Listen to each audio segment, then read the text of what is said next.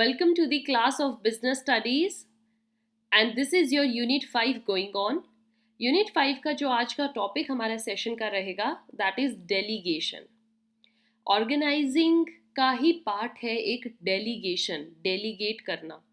And with this you will understand its concept, elements of this delegation, or you can say process of delegation, and the importance. So let's start today's topic. Listen it carefully, and students, you can also make your notes, so just keep alert. Here what delegation mean, क्या होता है? सबसे पहले एक example से आपको समझाती हूँ. एक बिजनेस ऑर्गेनाइजेशन है, उसमें सिंगल पर्सन है, just one person. Can he be successful if we compared to the another business organization जहाँ पर there is a owner, there is an accountant, then there are managers, then there are also an administration पर जो बैठते हैं admins जो कि पूरी meeting को कोऑर्डिनेट करते हैं. अलग अलग पर्सन है, अलग अलग स्पेशलाइज्ड फील्ड में. So which business will grow? You tell me. Obviously the last business, the other business which I told you, this is the business जहाँ पर सिंगल पर्सन है और एक ये बिजनेस है जहाँ पर वेरियस पर्सन है. वेरियस का मतलब ये नहीं है कि यहाँ पर लोगों की बहुत भीड़ है, but there are the person who are skilled and qualified in various fields. तो ये बिजनेस ग्रो करेगा कि ये बिजनेस ग्रो करेगा? Obviously this business will grow more. Why? Because here the all work is not done by a single individual. सारा काम एक ही person नहीं कर रहा है. यहाँ पर जो काम है वो अलग अलग लोग कर रहे हैं जिसमें वो स्पेशलाइज्ड हैं. लाइक फाइनेंशियल स्टेटमेंट या अकाउंट का काम अकाउंटेंट कर रहा है. मीटिंग्स को कैसे कोऑर्डिनेट करना है, आज कहाँ पर मीटिंग होगी, कहाँ जाना है, अगर नेशनल इंटरनेशनल मीटिंग्स हैं, कॉन्फ्रेंसेज हैं, उनको हैंडल एडमिन कर रहे हैं. मैनेजर्स देख रहे हैं all the management related work. Different heads, divisions के जो अलग अलग हेड्स हैं वो अपने अपने डिवीजन की ग्रोथ को चेक कर रहे हैं. Workers are there. So it will grow more because everyone are doing their respective jobs. And that is what delegation is.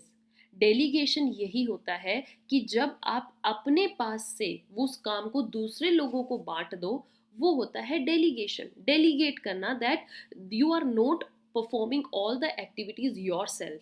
जबकि आप क्या कर रहे हो, you are dividing the work among different individuals who are specialised in their fields.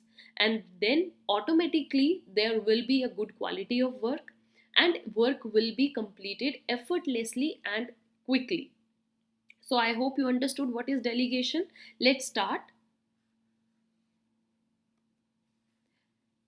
It is not possible for an individual, as I said, to perform all the tasks given to him. Her individual के लिए ये इतना आसान नहीं है कि वो सारे कामों को खुद ही कर सके. आप खुद से लगाइए, हाउस होल्ड वर्क है, your mama perform all the household activities. But if some day you give a helping hand to her, अगर आप उनके साथ उनके घर में हेल्प करवाओगे, then she will feel more relaxed and work will also get completed quickly. काम भी अच्छे से होगा और जल्दी होगा और उनको बहुत ही रिलैक्सेशन मिलेगी. वो बहुत रिलैक्स्ड फील करेंगी. वाई? बिकॉज उनको एक हेल्पिंग हैंड मिल गया. सेम वे हर इंडिविजुअल सारा काम खुद नहीं कर सकते हैं. Although they can, but that work will not be a quality wise, और बहुत लेट काम होगा या फिर पर्सन बिल्कुल लिथार्जिक हो जाएगा उसको परफॉर्म करने में. All right students, so this what this delegation came, यहीं से ही डेलीगेशन की ऑरिजिन हुआ कि it is not possible for an organization to perform all the task given to him.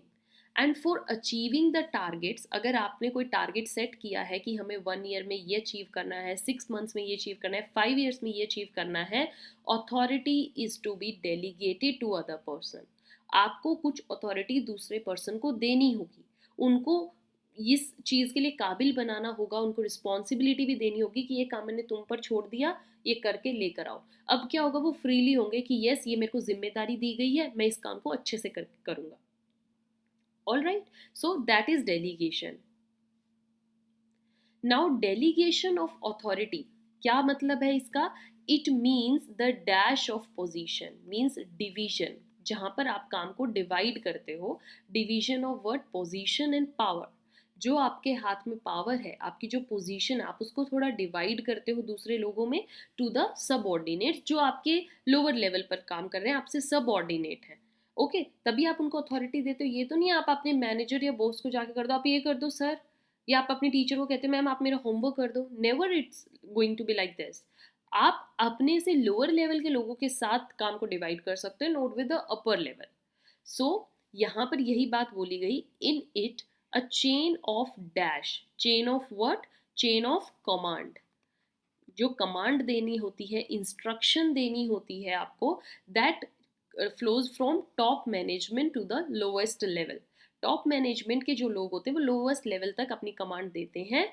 And the person who delegates the authority, जो person authority delegate कर रहा है, मतलब अपनी अथॉरिटी दूसरे को दे रहा है कि यस तुम मेरा ये काम करो, it is known as delegator. उस पर्सन को बोलते हैं डेलीगेटर। ओके, सपोज कीजिए मैनेजर है, मैनेजर सारा काम खुद कर रहा है, बट अगर उसको किसी दिन लगा कि मेरा बहुत हेक्टिक हो गया है, बहुत ज़्यादा काम है, वो अपने लोअर लेवल के लोगों को, सबऑर्डिनेट्स को, सुपरवाइजर्स को कहेगा कि आप इसको संभालिए, आप ये जाकर चेक करिए, ये वाला काम मैंने आपको दे दिया, इसका मेरे को रिपोर्ट करना। तो इसका मतलब यहाँ पर मैनेजर कौन है? Delegator. And the other person जिसको ये काम दिया गया है, सुपरवाइजर्स को, वो क्या हुए? डेलीगेट्स। उनको बोलते हैं delegate, right? Now, next important thing you get to know here is elements of delegation. Elements of delegation को हम प्रोसेस भी बोलते हैं, तो स्टूडेंट्स डोंट गेट कंफ्यूज्ड। अगर आपके एग्जाम में प्रोसेस ऑफ डेलीगेशन आया तो आपको यही लिखना है। ये इतना नहीं इनको एक्सप्लेन करके आना है, अच्छे से आप अपने वर्ड्स में एक्सप्लेन करेंगे। Here I will tell you the exact meaning of these words. First it's authority. सबसे पहले स्टार्ट होता है अथॉरिटी से। आप दूसरे पर्सन को authority, that is means power, वो काम करने की पावर या पोजीशन प्रोवाइड करते हो कि yes I am the person, मेरे पास ये काम करने की पावर थी, अब मैं तुम्हें ये पावर दे रहा हूँ, जाकर ये काम करके आओ। ओके, सपोज कीजिए सुपर मैनेजर ने सुपरवाइजर को ये काम दिया कि जाकर आप वर्कर्स से ये काम करवाइए। पहले मैनेजर ये वर्कर्स से करवाता था, अब सुपरवाइजर ये काम करवा रहा है। तो वर्कर्स सुपरवाइजर्स को सेम वे से ट्रीट करेंगे जैसे वो मैनेजर्स को ट्रीट कर रहे थे, क्योंकि यहाँ पर मैनेजर ने अपनी अथॉरिटी सुपरवाइजर को दी है। सो फॉर वर्कर्स, सुपरवाइजर्स या superiors are same as like managers, right? So ये होता है अथॉरिटी दे देना, जब आप दूसरे पर्सन को अथॉरिटी दे देते हो कि ये काम मैं तुम्हें देता हूँ। Then the next thing is responsibility. आप अथॉरिटी देने के साथ साथ उनको रिस्पॉन्सिबिलिटी भी देते हो कि ये काम होना चाहिए। मैंने तुम्हें ये जिम्मेदारी, ट्रस्ट या तुम पर फेथ करके तुम्हें अथॉरिटी दे रहा हूँ, you are responsible for the thing. जब सुपरवाइजर या सबऑर्डिनेट्स को ये लगेगा कि हमारा मैनेजर हम पर इतना विश्वास करके हमें ये अथॉरिटी दे रहे हैं, तो वो रिस्पॉन्सिबिलिटी भी फील करेंगे दैट इस वर्क को करने के लिए हम रिस्पॉन्सिबल होंगे। अगर इसका कल नेगेटिव रिजल्ट आता है तो भी हम रिस्पॉन्सिबल होंगे, पॉजिटिव रिजल्ट आएगा तो भी हम रिस्पॉन्सिबल होंगे। So responsibility should also be given to the person. Power के साथ साथ ये नहीं है कि हाँ मैंने तुम्हें दे दिया, कर ना कर बाकी मैं संभाल लूंगा, ऐसे नहीं होता है। आप उनको अथॉरिटी भी दीजिए, साथ में रिस्पॉन्सिबिलिटी भी दीजिए कि if anything goes wrong you will be held responsible for that, right?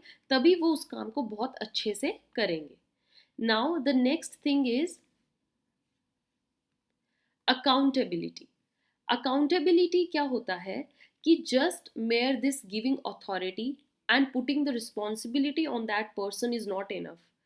It is also required to make accountable that person. Accountable को हम आंसरेबल भी बोलते हैं कि later on when the whole work is done, suppose कीजिए workers ने सारा काम कर दिया, सुपीरियर्स ने उनका काम की रिपोर्ट ले ली, अब सुपीरियर की ड्यूटी बनती है या सबऑर्डिनेट की ड्यूटी बनती है वो जाकर मैनेजर को उस काम की रिपोर्ट दे, और मैनेजर की भी ड्यूटी बनती है कि वो एस से उस काम की रिपोर्ट ले कि आइए दिखाइए आपने क्या काम किया है, और उसको आंसरेबल कर दिस सुपीरियर और subordinate will be answerable to the manager. जो यहाँ पर आपको सुपरवाइजर है ये आंसरेबल होगा मैनेजर के हर क्वेश्चन के लिए कि ये मैंने तुम्हें काम दिया था, इसका बताइए ये क्या रहा, यहाँ पर क्या रहा, वर्कर्स ने इसमें कितने प्रोडक्शन किया है, क्या क्वालिटी है, and so he will be answerable of every question that is put by this manager.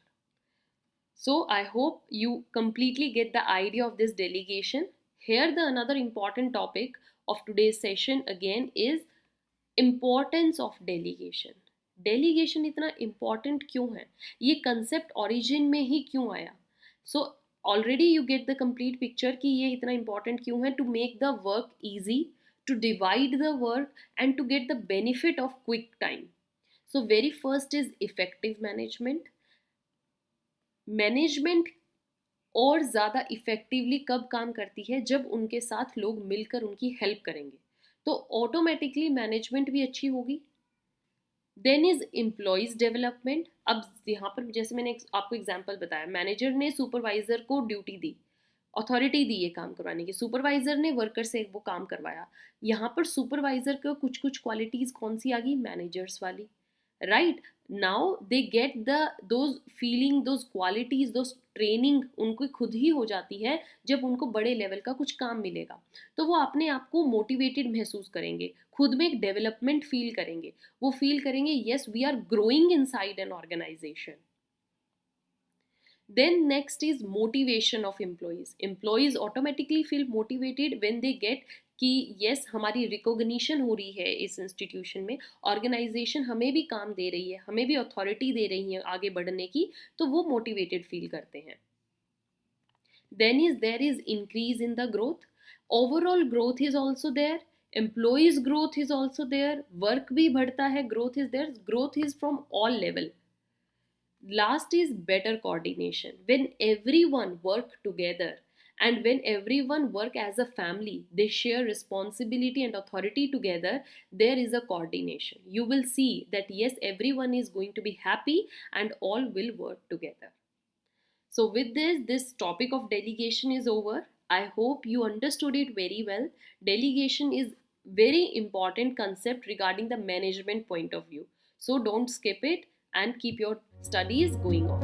Till then, have a good day. Thank you.